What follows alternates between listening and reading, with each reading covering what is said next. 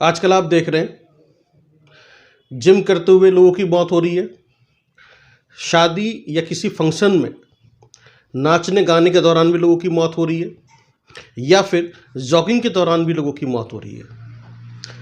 Heart attack आता है और व्यक्ति ऑन द स्पॉट खत्म हो जाता है।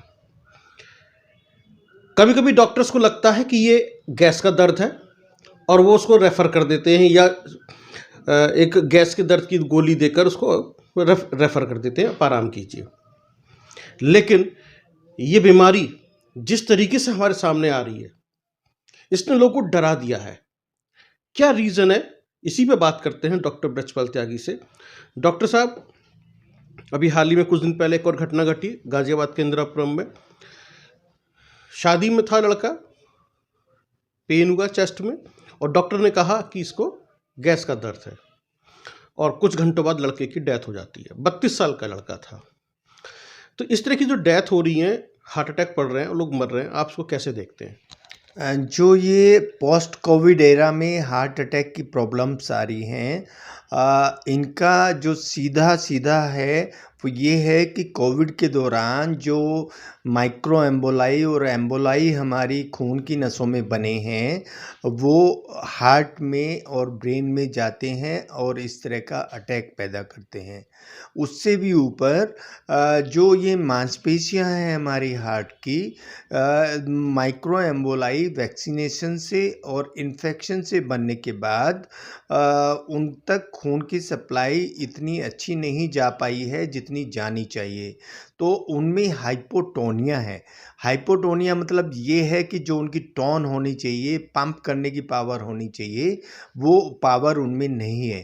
तो ऐसे समय में जब हम कोई एग्रेसिव एक्सरसाइज या डांस कुछ ऐसा करते हैं, तो जितनी ऑक्सीजन सप्लाई मांसपेशियों को चाहिए, उतनी खून की सप्लाई या ऑक्सीजन सप्लाई नहीं हो पाती है और उसके कारण वो अरेस्ट स्टेज में चली जाती हैं।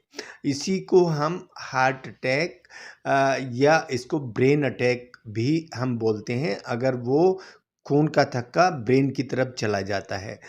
खासकर इन दिनों में जब अभी बहुत ज़्यादा सर्दी बनने वाली है, तो ऐसे में ऑलरेडी माइक्रो एम्बोलाई मेरे शरीर में हैं, और उसके साथ साथ जब ठंड बढ़ेगी, तो ठंड बढ़ने की वजह से जो खून की नसें हैं वो थोड़ा थोड़ा सिकुड़ने लगती हैं, और जब वो सिकुड़ने लगती हैं तो वो खून की सप्लाई इतनी प्रॉपर तरीके से मांसपेशियों को नहीं दे पाती हैं।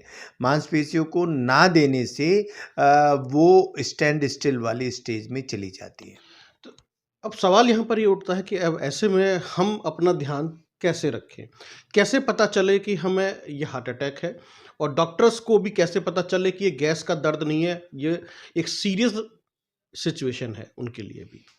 इसमें जो ये इंफीरियर वाल एमआई होता है, या एंटीरियर वाल एमआई होता है, उसमें एपिगैस्ट्रिक रीजन जो होता है ये, जी। इसमें दर्द होता है, और उसको हम हार्ट का दर्द समझ के ये पेट का दर्द समझ के इसको भूल जाते हैं कि यंग है तो इसको हार्ट की बीमारी नहीं होगी। लेकिन अब सिनेरियो बिल्कुल चेंज हो चुका है आफ्टर कोविड।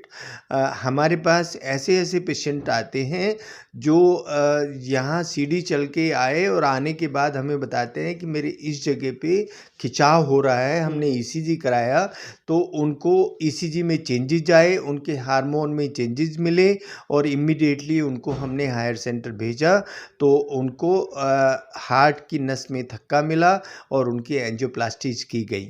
और ये एक नहीं, कम से कम कोविड के बाद हमारे पास 30 से 40 मरीज इस तरह के आ चुके हैं। तो यहाँ पर खिंचाव होना चलते समय, ये एक अनस्टेबल एंजाइना होता है। अगर आदमी इस चीज़ को एकदम समझ जाए, वो ऐसा ना समझे कि मुझे कहीं एलर्जी तो नहीं हो गई है, फेफड़े में खिंचाव तो नहीं हो रहा है, और वो डॉक्टर के पास जाए, तो उस पे इमीडिएटली एक्शन किया जा सकता है, और जब उस पे एक्शन होगा तो आदमी की जान हम बचा सकते हैं। जी।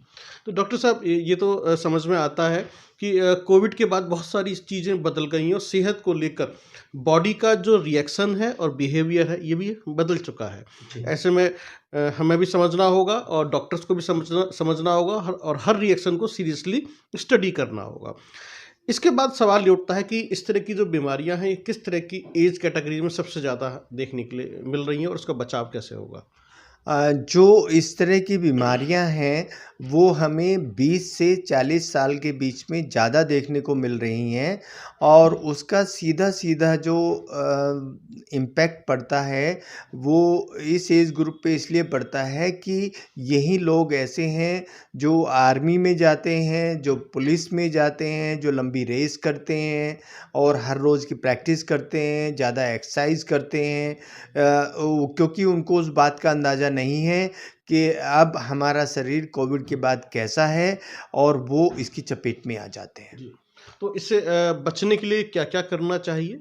इससे बचने के लिए आसान तरीका ये है कि हम अपने फिजिशियन के टच में रहें और अगर हमें थोड़ी-सी एक्सरसाइज़ करके हमें साँस फूलता है या एक्सरसाइज़ करके यहाँ हमारा छाती में खिंचाव होता है या हमारे कालजे में दर्द होता है, भारीपन होता है, तो हमें इमीडिएटली फिजिशियन को संपर्क करना चाहिए, अपने हार्ट के चेकअप कराने चाहिए और फिर फिजिशियन उनको मोस्ट प्रोबेबली खून को पतला करने वाली दवाई देंगे या जो भी टेस्ट करने हैं उसको करके उस निष्कर्ष पे पहुँचेंगे कि क्या कमी इनको हो सकती है। जी।